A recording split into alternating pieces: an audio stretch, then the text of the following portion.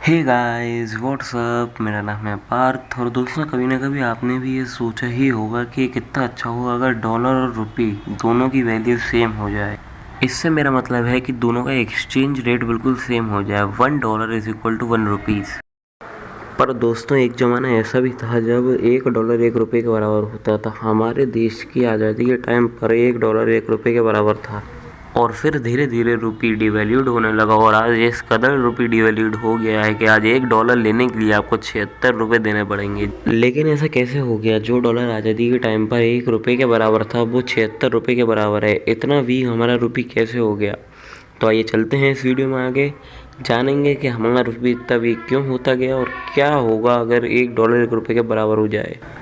दोस्तों, स्वागत करता हूं मैं आपका अपने चैनल द नॉलेज मैन पर।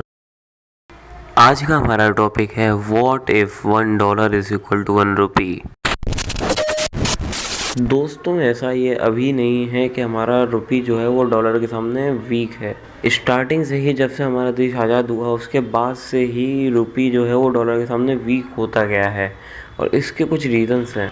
और दोस्तों, उन रीज़न्स को जानने से पहले आपको ये जानना पड़ेगा कि दो कंट्रीज़ की करेंसी का जो एक्सचेंज रेट होता है वो डिसाइड कैसे होता है। तो आइए जानते हैं कि दो कंट्रीज़ की करेंसी का एक्सचेंज रेट कैसे डिसाइड होता है। दोस्तों, एक्सचेंज रेट को डिसाइड करने का सबसे पहला तरीका है फिक्स्ड एक्सचेंज रेट मेथड, और जो दूसरा तरीका है वो है फ्लोटिंग एक्सचेंज रेट मेथड। दोस्तों, फिक्स्ड एक्सचेंज रेट मेथड में दो देशों की गवर्नमेंट डिसाइड करती है कि हमारे बीच का एक्सचेंज रेट क्या होगा। दोस्तों, फ्लोटिंग एक्सचेंज रेट मेथड में मार्केट की फ्लक्चुएशंस, यानी कि जो ग्लोबल मार्केट है उसकी फ्लक्चुएशंस के आधार पर यह डिसाइड किया जाता है कि दो देशों की करेंसी के बीच में एक्सचेंज रेट क्या रहेगा। और दोस्तों, इंडिया में ये सेकंड वाला फ्लोटिंग एक्सचेंज रेट अप्लाई होता है। दोस्तों, आपको पता ही होगा कि आज़ादी के बाद से ही हमारा देश बहुत गरीबी से जूझ रहा था, और उस वक्त इस गरीबी से उभरने के लिए इंडिया अपने इकोनॉमिक डेवलपमेंट के लिए बहुत सारे प्लान्स बना रहा था। लेकिन फिर उसके बाद सडनली 1960s से 70s के बीच में दो वॉर्स हुई, इंडो पाक वॉर और इंडो चाइना वॉर, जिनकी वजह से हमारे देश की फाइनेंशियल कंडीशन और भी ज़्यादा ख़राब हो गई, और जिसकी वजह से अपनी फाइनेंशियल कंडीशन सुधारने के लिए इंडिया को और देशों से लोन लेना पड़ा, और जिस लोन को रीपे करने में इंडिया समर्थ रहा, जिसकी वजह से उसे अपने रुपए की वैल्यू और गिरानी पड़ी। अब आप सोचोगे कि लोन रीपे नहीं कर पाए तो रुपए की वैल्यू क्यों गिराई।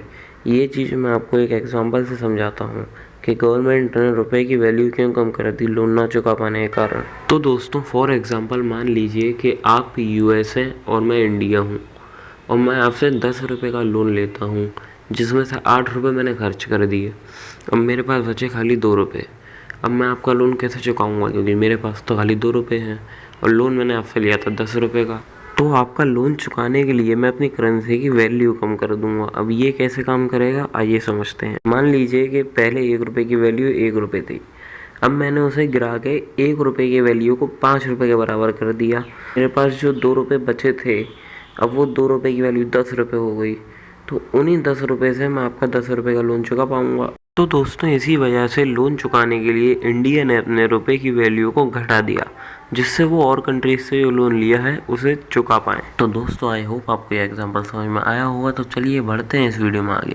तो दोस्तों, अब इंडिया ने अपने रुपये को डिवैल्यू करके लोन तो रीपे कर दिया, लेकिन अब इंडिया को चाहिए इकोनॉमिक डेवलपमेंट, और उसके लिए चाहिए फॉरेन इन्वेस्टमेंट। और फॉरेन इन्वेस्टमेंट इंडिया में तब आएगा जब उन्हें अपने इंडिया में आने से कोई फ़ायदा दिखेगा।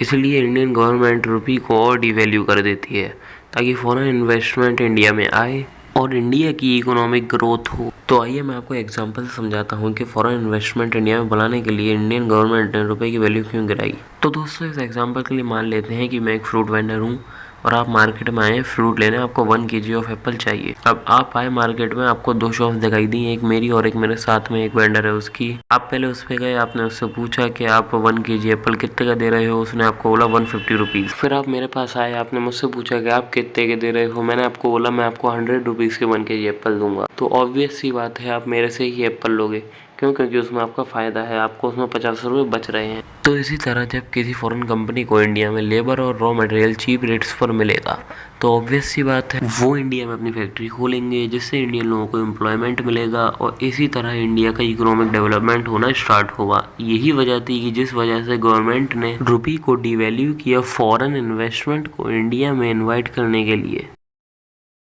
और उसके बाद रुपये की वैल्यू और गिरती ही गई, रुपये डिवैल्यू होता गया। मैं आपको एक चार्ट दिखाता हूँ जो आपको रुपये की डिवैल्यूएशन को लेकर इन्फॉर्मेशन देगा कि कैसे कैसे रुपये जो है वो डिवैल्यू होता गया। तो दोस्तों ये चार्ट आपको दिखाता है कि कैसे हमारा इंडियन रुपये जो है वो हर थोड़े थोड़े समय बाद डिवैल्यू होता गया, और ये चार्ट 2021 तक का है। 2022 के अप्रैल तक तो रुपये 76 रुपये पर डॉलर की कीमत पर आ गया है।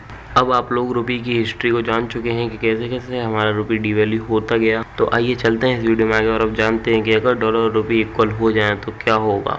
सो दोस्तों लेट्स इमेजिन कि आज रात 8 बजे हमारे पीएम श्री नरेंद्र मोदी जी टीवी पर आते हैं और ये अनाउंसमेंट करते हैं, देश आज एक महत्वपूर्ण निर्णय करने जा रहा है। आज रात 12 बजे से डॉलर और रुपये की एक्सचेंज रेट बिल्कुल इक्वल होगी, यानी कि $1 इज इक्वल टू 1 रुपये होगा। दोस्तों इस अनाउंसमेंट के बाद आपकी ज़िंदगी बदल जाएगी। जी हाँ, आपको मिलने वाला पेट्रोल जो अभी 115 रुपये का मिल रहा है वो आपको केवल 50 रुपये में मिलेगा।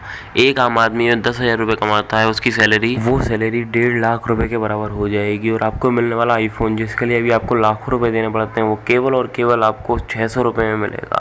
आप कोई भी चीज़ बाहर के देश से इंपोर्ट कर पाएंगे क्योंकि जो इंपोर्ट ड्यूटी होगी वो बहुत ही कम हो जाएगी और आपको सामान सस्ता पड़ेगा। और मेन चीज़ आपके लिए फ़ॉरेन ट्रैवल करना अपनी फैमिली के साथ बहुत ही आसान हो जाएगा। दोस्तों अब आ जाते हैं इस बदलाव के, यानी कि डॉलर के 1 रुपये के बराबर होने के टैक्स साइड के ऊपर, यानी कि इसके साइड इफ़ेक्ट्स क्या होंगे आपकी ज़िंदगी पे।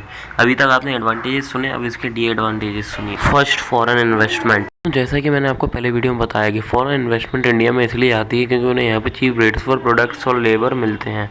लेकिन अब जब डॉलर और रुपये का प्राइस सेम हो गया है तो उन्हें वही प्राइस जो अपनी कंट्री में पड़ रहा है एक पर्टिकुलर प्रोडक्ट का, वही उन्हें इंडिया में पड़ रहा है। तो फॉरेन इन्वेस्टमेंट इंडिया में नहीं आएगी, जिसकी वजह से कंट्री में इकोनॉमिक ग्रोथ बिल्कुल रुक जाएगी। दूसरा, अनएम्प्लॉयमेंट। दोस्तों जब देश में फॉरेन इन्वेस्टमेंट नहीं आएगा तो देश में कंपनीज अपने ऑफिस शट डाउन करेंगी, और जब वो अपने ऑफिस शट डाउन करेंगी तो देश में जो उनके एम्प्लॉयज़ हैं वो अनएम्प्लॉयड हो जाएंगे, जिसकी वजह से देश में अनएम्प्लॉयमेंट रेट बहुत ऊपर चला जाएगा। Third, economic crisis.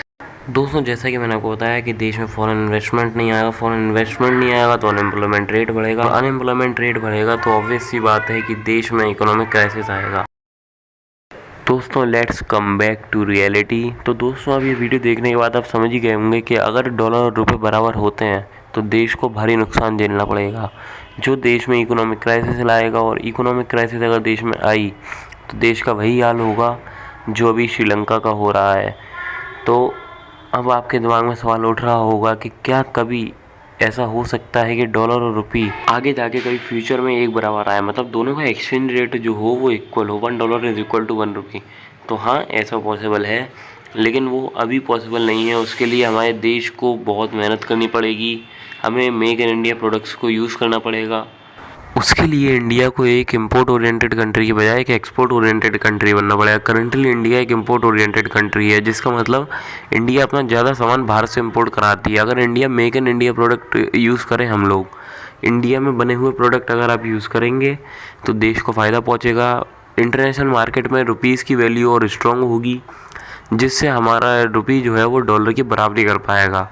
करंटली यही एक पॉसिबल वे है जिसकी मदद से इंडियन रुपये और डॉलर की वैल्यू इक्वल हो सकती है।